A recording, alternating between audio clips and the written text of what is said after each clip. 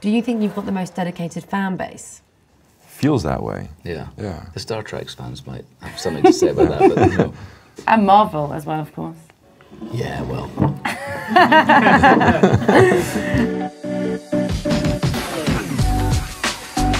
This can get competitive quickly, I think. Yeah. Just to see how dark the dark side you're on. You never know with you how deeply into the dark side you are. Yeah, that's true. Shall we? Red is the coolest colour of lightsaber. 3, 2, 1. Well, there you are. Yeah.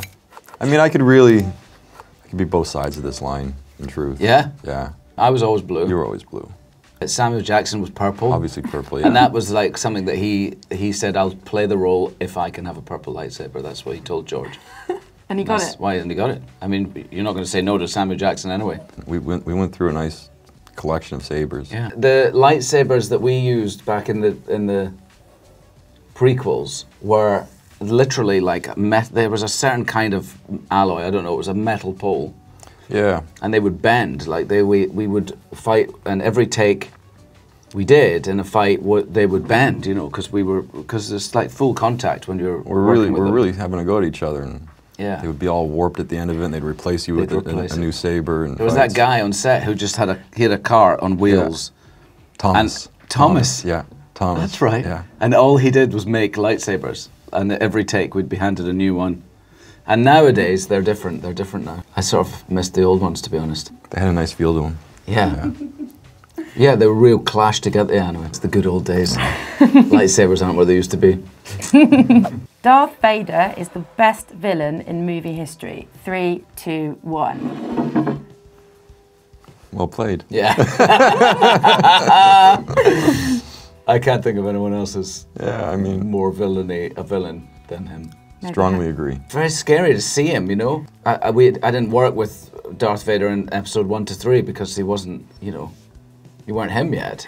But then in this series that we've just made, to see you coming at me with that, it's like made me feel like I was 7 years old again. Like the fear that went through me was genuine. I've never had that acting before, where you have a actual like fear moment, you know. But I felt that when I turned around and there you were, with like 7 feet tall with the helmet. And it had been 17, 18 years since I last put it on, and what an experience! I mean, you know, it's an incredible costume. Yeah. Do you feel evil in it? You can't help not, but I mean, it really informs the way you feel. Yeah, you do. Motorbikes are the best form of travel. 3, 2, 1. Yeah. Yeah. I'm going with agree because I don't really ride motorbikes, but I love dirt bikes. Yeah. The first time I was on a bike was actually with you. I don't know if you remember, but when in Sydney. Actually, here in London. Oh. Yeah. When we first got to London to do some of the additional photography. Yeah. You came and picked me up at the hotel and went for a ride on your bike. And, oh yeah. You were fast. I was holding on for dear life. I love it. It was amazing. Yeah. My dad was there was a charity organisation in my little town of Crieff, and my dad was the chairman of this charity organisation one year. Kids would write in, and this little kid wanted to ride a motorbike, so my dad organised for his friend to bring a little 50cc motorbike, like one of those tiny little Honda ones, to a field, and this little kid got to ride around, and I was there. And after this kid rode around, my dad said, "Do you want a go?" And I went, "Okay, Dad." So I got on this motorbike, and it was tiny, and I was quite tiny, and it was just a twist and go, no gears, and I took off on it, and I like, my life changed. You know, I couldn't believe that this turned into this, and I still feel a bit like that today. Like when I get on a bike and I ride somewhere, I still feel like, are they really letting me do this? Like, are we allowed? It's so good it should be illegal or something. You know, you have that feeling. So I've never gotten over it, and it's still my favourite way to get around. I love it. The prequels were underrated. 3, 2, 1. I mean, not by the people that love that sort of we made them for, in fact. Yeah, underrated at the time. At the time. Yeah. And by the critics and stuff. I feel like at the now, time, though, just needed a little bit of time, you know, to sort of ferment in our popular culture. Yeah. Yeah. But I think they were appreciated at the time by the generation we made them for, if you like. It's just that there was no social media then. There was no we didn't hear their voice as much as you would do nowadays. You know, with a film that's coming out now, there's no question what people think about it because you can see it on social media, and the audience's voice is much louder now, if you like. And at the time, basically the reaction was driven by the critics who decided they weren't as good as the original film, and George always had he always had a very strong idea to make them different kinds of movies. He didn't set out to remake what he'd done in the 70s. He wanted to try to tell to set those films up, if you like, but also to make them feel different, which they do. The Star Wars universe is the best cinematic universe. 3, 2, 1. Yeah. I think it's a testament that we love that there's so many different stories being told within it now, because we like that world. You know, George created something that we can escape into, and I think that's why people love it so much. I mean, there's lots of reasons why people love it, I think.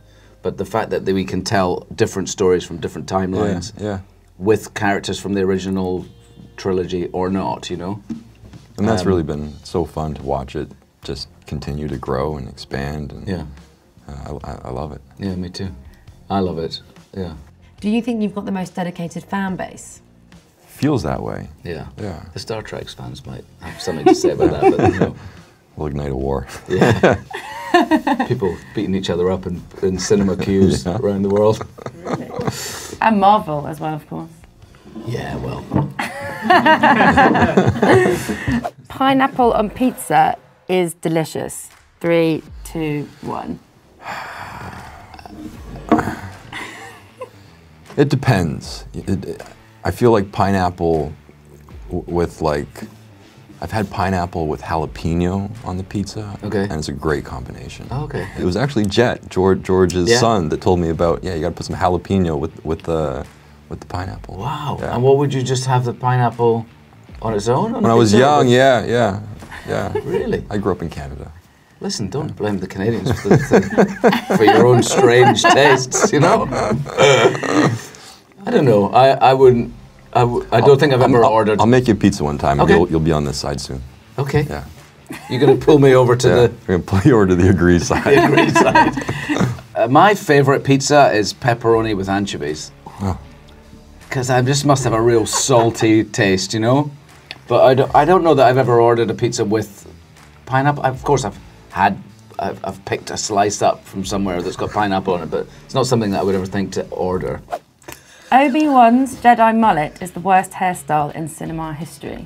3, 2, 1. No. Strongly disagree on that one. Yeah, no, you rock that mullet very well. At the time, probably I didn't think it was I might have gone over here. But now, no, I think it's like part of the way it is. It's iconic, yeah. It's an iconic mullet. Yeah, it is. It's quite a mullet though, isn't it, really? It's very Bee Gees. I think it's a sort of Bee Gees haircut more than anything. Bee Gee Jedi.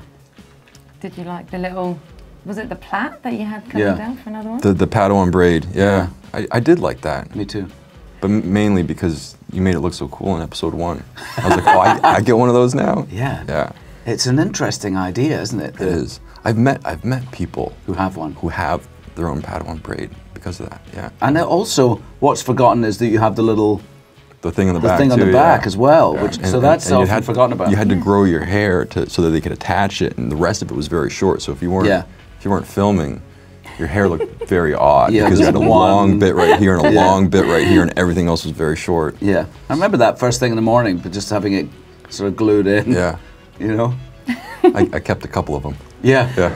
What's funny is that you see them up for auction every now and again. Somebody sells one, and like there was only one. Like there was a new one every day. It wasn't the same one. People are selling them like the Jedi braid. You're like, no. It's great to be working again with the person opposite me. 3, 2, 1. Strongly. I'm going all the way over here. All the way over here. Absolutely, yeah, it is. It's just the coolest It's been thing. the best, yeah. I mean, we became so close when we were doing the prequels, and just to get to come back and, you know, do this again, just to get to sit here and do this is such a trip. It's just totally like picking up where we left off. I mean, when we were on set together, shooting for this TV series, it felt like the last 17 years didn't happen. It was very odd. You didn't look like that's how I felt about a day older. Like, it was so bizarre. Yeah. Well played. Yeah, well done. I would trust Tom Holland with a spoiler. 3, 2, 1. You were paired up a lot during the Avengers, so I was diving on grenades left, right, and centre. I'm beginning to think now he just does it so that I can be seen as a babysitter. Yes, going.